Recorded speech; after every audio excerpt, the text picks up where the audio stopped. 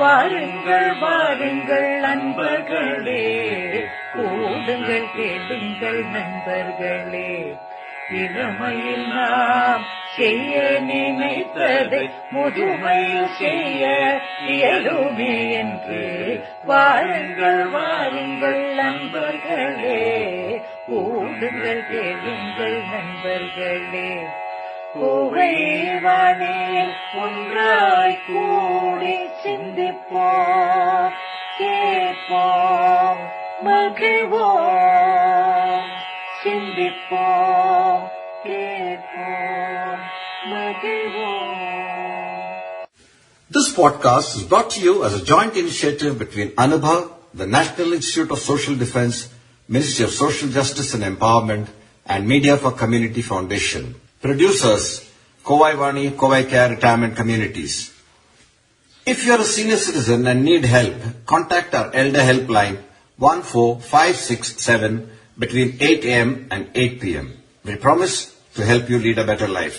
I repeat, 14567 between 8 a.m. and 8 p.m.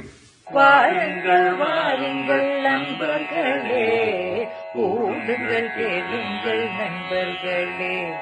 புகைவானே ஒன்றாய் கூடி சிந்திப்போம், கேட்போம், மகிழ்வோம். சிந்திப்போம், கேட்போம், மகிழ்வோம். ஏமாற்றாதே ஏமாறாதே. கபாலிபுரம் என்ற மாநகரில் கபிலன் என்ற ஓவியன் இருந்தான். ஓவியம் வரைவதில் மிகுந்த திறமை உடையவன். யாரை பார்த்தாலும் அவர்களை அப்படியே ஓவியம் வரைந்து விடுவான். ஓவியத்திற்கும் அந்த ஆளுக்கும் சிறு வேறுபாடு கண்டுபிடிக்க முடியாது, அவ்வளவு பொருத்தமாக ஓவியம் வரைவான். பணக்காரர்களை ஓவியமாக வரைந்து கொடுப்பான். அந்த ஓவியத்தை நல்ல விலை கொடுத்து வாங்குவார்கள். அதை தங்கள் வீட்டில் அழகாக மாட்டி வைப்பர். அது போன்று அந்த ஊரில் ராஜன் என்ற செல்வன் இருந்தான். யாருக்கும் எதையும் தராத கருமி அவன். அவனுடைய பிறந்த நாள் விழா வந்தது. நிறைய உறவினர்கள் விழாவிற்கு வந்திருந்தனர். ராஜனின் இயல்பை அறியாத கபிலன் அந்த விழாவிற்கு சென்றான். ராஜனை வணங்கிய அவன், ஐயா, நான் சிறந்த ஓவியன். உங்களை அப்படியே ஓவியமாக வரைந்து தருகிறேன். உங்களையே நேரில் பார்ப்பது போல இருக்கும். அதை வரவேற்பு அறையில் அழகாக மாட்டி வைக்கலாம். அந்த ஓவியத்திற்கு எவ்வளவு பணம் தருவீர்கள் என்று கேட்டான். உறவினர்கள் தன்னை பெருமையாக நினைக்க வேண்டும், பிறகு பணம் தராமல் இவனை ஏமாற்றலாம் என்று நினைத்தான் ராஜன். நீ வரையும் ஓவியம் என்னைப் போலவே இருக்க வேண்டும். அப்படி இருந்தால் 1000 பணம் தருகிறேன், இல்லாவிட்டால் பணம் எதுவும் தரமாட்டேன் என்றான். உங்களைப் போலவே ஓவியம் வரைந்து 1 வாரத்தில் தருகிறேன். குறை ஏதும் இருந்தால் பணம் தர வேண்டாம் என்றான் ஓவியன். ராஜனைப் போலவே ஓவியம் வரைந்து எடுத்து வந்தான். அந்த ஓவியத்தை மேலும் கீழும் பார்த்தான் ராஜன். இந்த ஓவியம் என்னைப் போலவா இருக்கிறது? நீயே பார், இவ்வளவு நிறைய என் தலையில் உள்ளது. என்னை கிழவனாக்கி விட்டாயே. நான் இருப்பது போல இளமையாக ஓவியத்தை வரைந்து கொண்டு வா என்றான். அந்த ஓவியத்தை எடுத்துச் சென்றான் கபிலன். அதில் சில மாற்றங்கள் செய்தான். அந்த ஓவியத்தை மீண்டும் ராஜனிடம் கொண்டு வந்தான். என்னை தானே ஓவியம் வரையச் சொன்னேன், நீ எவனோ ஒரு இளைஞனை வரைந்து உள்ளாயே. இளமையும் முதுமையும் கலந்தது போல உன்னால் வரைய முடியாதா என்று கேட்டு திருப்பி அனுப்பினான். அந்த ஓவியத்தில் மேலும் சில மாற்றங்களை செய்தான் கபிலன். இந்த ஓவியமும் என்னை போல இல்ல, வேறு ஒரு ஓவியம் வரைந்து கொண்டு வா என்றான் ராஜன். எப்படி வரைந்தாலும் இவன் ஓவியத்தை வாங்கப் போவது இல்லை. ஏதேனும் குறை சொல்லி திருப்பி அனுப்பத்தான் போகிறான். என்ன செய்வது என்று சிந்தித்தான் கபிலன். பீர்பாலிடம் வந்து நடந்ததை சொன்னான். அந்த செல்வன் ஓவியம் வாங்காமல் என்னை ஏமாற்றுகிறான்.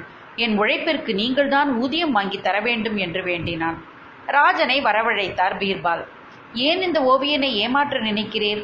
பலமுறை திருத்தம் செய்தும் ஓவியத்தை வாங்க மறுக்கிறீராமே என்று கேட்டார். அமைச்சரே, நான் யாரையும் ஏமாற்றவில்லை. என்னை போல ஓவியம் வரைந்து தா, 1000 பணம் தருகிறேன் என்று இவனிடம் சொன்னேன். இவன் வரைந்த ஓவியம் என்னை போல இல்லை, அதனால் தான் பணம் தரவில்லை. என்னை போலவே ஓவியம் வரைந்து தர சொல்லுங்கள். 1000 பணத்திற்கு பதில் 2000 தருகிறேன் என்றான் ராஜன். ஓவியம் என்றாலே சிறு சிறு குறைகள் இருக்கத்தானே செய்யும்.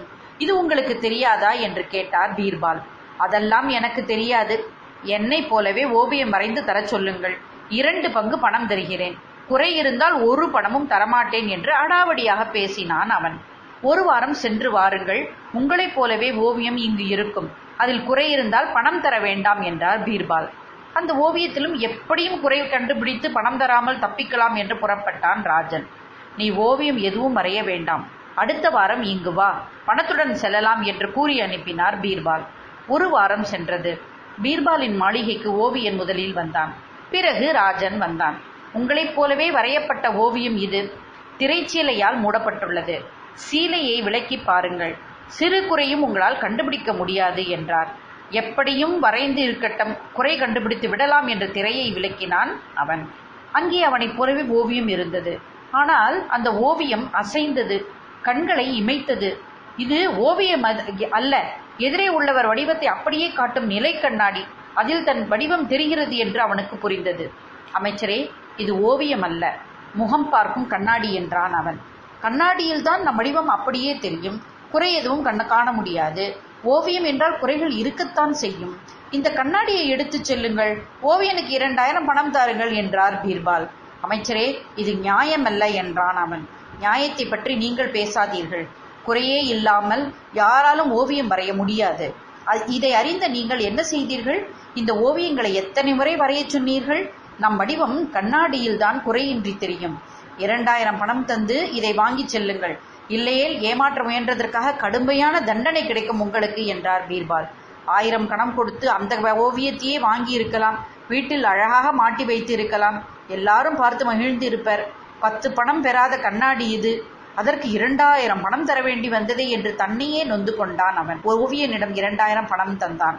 அந்த கண்ணாடியை எடுத்துக்கொண்டு வருத்தத்துடன் சென்றான் பணக்காரன். வாருங்கள் வாருங்கள் நண்பர்களே, கூடுங்கள் கேளுங்கள் நண்பர்களே, இளமையில் நாம் செய்ய நினைத்ததை முதுமையில் செய்ய இயலுமே என்று. வாருங்கள் வாருங்கள் நண்பர்களே, கூடுங்கள் கேளுங்கள் நண்பர்களே, கோவைவானே ஒன்றாய் கூடி சிந்திப்போம், கேட்போம், மகிழ்வோம். சிந்திப்போம், கேட்போம், மகிழ்வோம். This podcast is brought to you as a joint initiative between Anubhav, the National Institute of Social Defense, Ministry of Social Justice and Empowerment, and Media for Community Foundation. Producers, Kovai Vani, Kovai Care Retirement Communities. If you are a senior citizen and need help, contact our Elder Helpline 14567 between 8 a.m. and 8 p.m. We promise to help you lead a better life.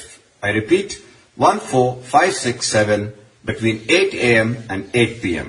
வாருங்கள் வாருங்கள் நண்பர்களே, கூடுங்கள் கேளுங்கள் நண்பர்களே, கோவைவானே ஒன்றாய் கூடி சிந்திப்போம், கேட்போம், மகிழ்வோம்.